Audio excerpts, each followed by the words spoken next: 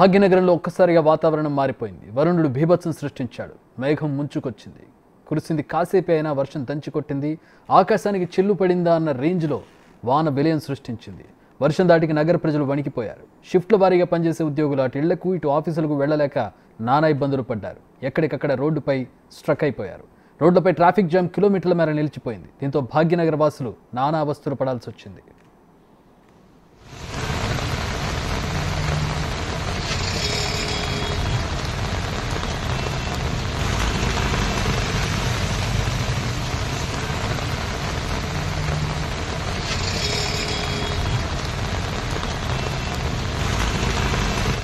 కుత్బుల్లాపూర్, గాజుల రామారం, జగద్గిరిగుట్ట, బహదూర్పల్లి, సూరారం, సుచిత్ర ఏరియాల్లో నడుము లోతులో నీరు నిలిచిపోయింది. గుండ్లపోచంపల్లి, పేట్ బషీరాబాద్, జీడిమెట్ల, బోయిన్పల్లి, ప్రగతినగర్లో కుండపోత వాన కురిసింది.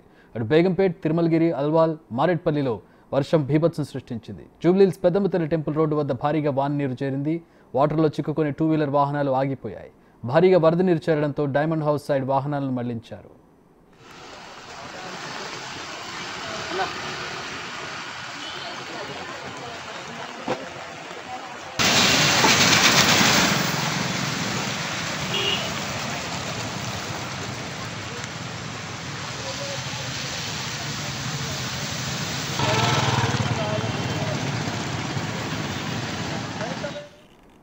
ప్రస్తుతం పరిస్థితికి సంబంధించి మరిన్ని వివరాలు అందించడానికి మా ప్రతినిధి సైదులు జాయిన్ అవుతున్నారు. సైదులు, ప్రస్తుతం ఎట్లా ఉంది? వర్షం పడిన తర్వాత క్లియరెన్స్ ఏ విధంగా జరుగుతుంది? ఎక్కడెక్కడ ఇబ్బందులు ఉన్నాయి?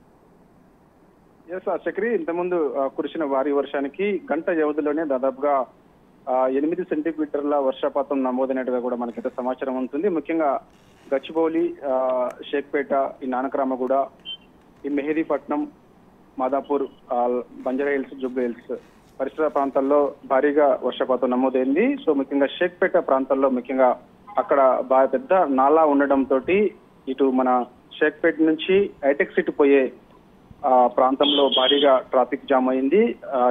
వాస్తవంగా ఇది రోజు కొంత వీకెండ్, అంటే మనకి రాఖీ పండుగ కాబట్టి సెలవు దినం ఉండడంతో కొంత వాహనదారులకి ఇబ్బందులు తప్పినట్టే చెప్పవచ్చు. లేదంటే మాత్రం ఈ సమయంలో పెద్ద ఎత్తున ట్రాఫిక్ జామ్ ఏర్పడే పరిస్థితి ఉండేది.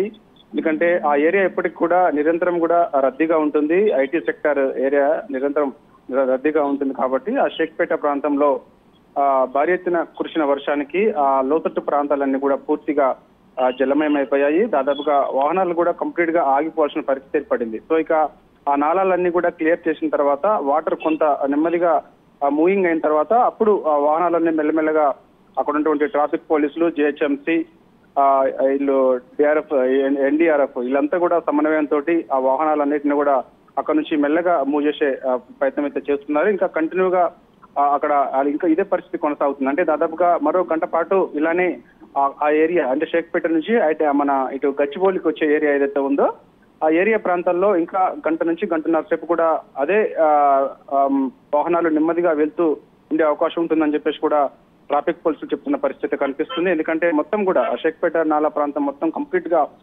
మునిగిపోయింది. కనీసం 2 వీలర్స్ కూడా వెళ్ళడానికి వీలు లేకుండా పరిస్థితి ఏర్పడింది. సో ఏదేమైనా సరే గంట వ్యవధిలో కురిసిన వర్షానికి మాత్రం ముఖ్యంగా గచ్చిబౌలి, ఈ Shaikpet, Jubilee hills, Banjara hills, Madhapur లాంటి పరిసరాల్లో పెద్ద ఎత్తున వర్షపాతం నమోదైనట్టు కూడా వాతావరణ శాఖ తెలుపుతుంది. Alright, thanks for the update Saidulu.